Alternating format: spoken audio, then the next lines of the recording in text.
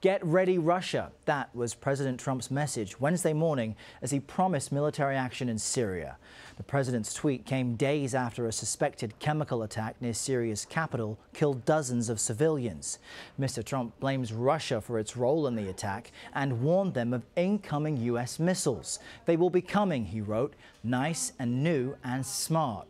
But in spite of President Trump's declaration, Press Secretary Sarah Sanders said Wednesday no final decision has been made. We're maintaining that we have a number of options, and all of those options are still on the table. Final decisions haven't been made yet on that front. Once again, all options are on the table. It sounds like all options are on the table. As I said, all options are on the table. Like I've said a few times today, all options are on the table.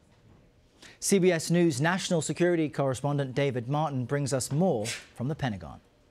The president's extraordinary tweet raised the real possibility the U.S. and Russia could soon be shooting at each other.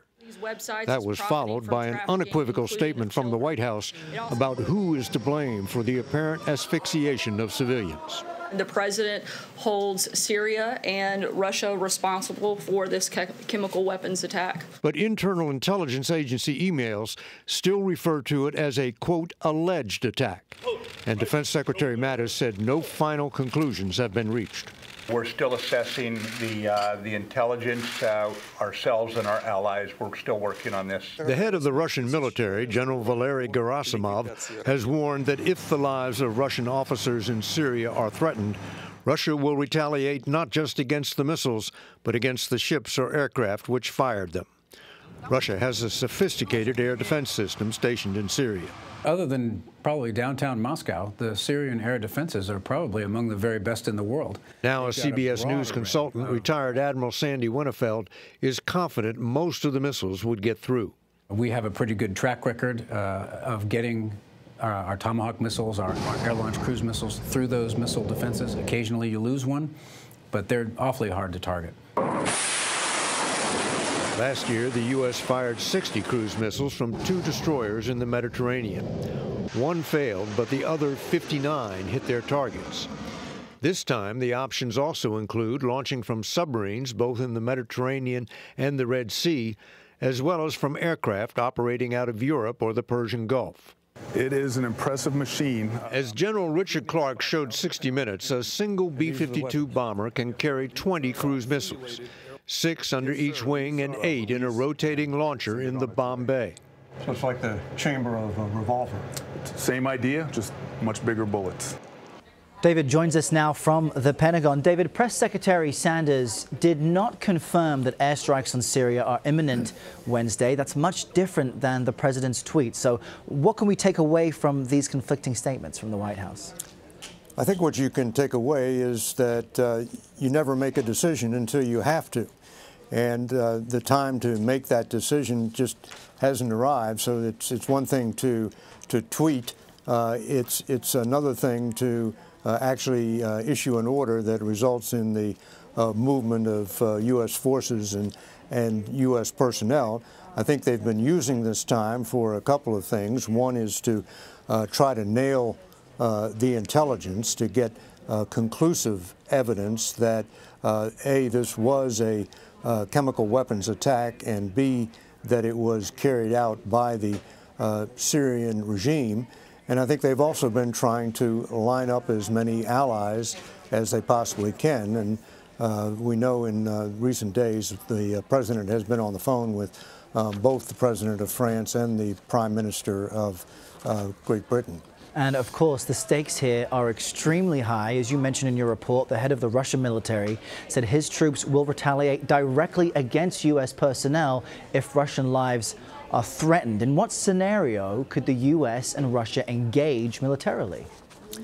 Well, normally when you conduct airstrikes against a target, the first thing you do is to attack the air defenses, attack the radars and the surface-to-air missiles that might interfere with your missiles going to their targets. If the U.S. were to do that, that would threaten killing Russian soldiers, because Russian personnel man some of those air defense sites. So I think it's probably unlikely. I think that the the U.S. is going to try very hard to avoid striking any location where they know Russian personnel are located. The problem is Russian military personnel are all over that country, and the U.S. doesn't know where every last one of them is. And a strike that was intended to hit a Syrian military installation could end up killing a Russian military advisor.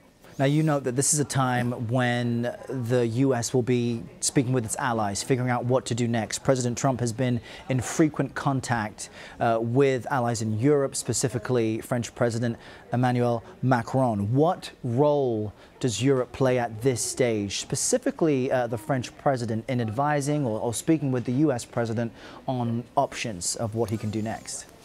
Well, from a strictly military standpoint, the U.S. has plenty of missiles, plenty of ships, plenty of aircraft to carry out whatever strike is intended on its own. But as in any military operation, you're better off with allies. They give you political support, and they can take some of the military burden off U.S. forces. The French and the British both have long-range cruise missiles that could be used just as the U.S. might use its own missiles. So it gives strength in numbers.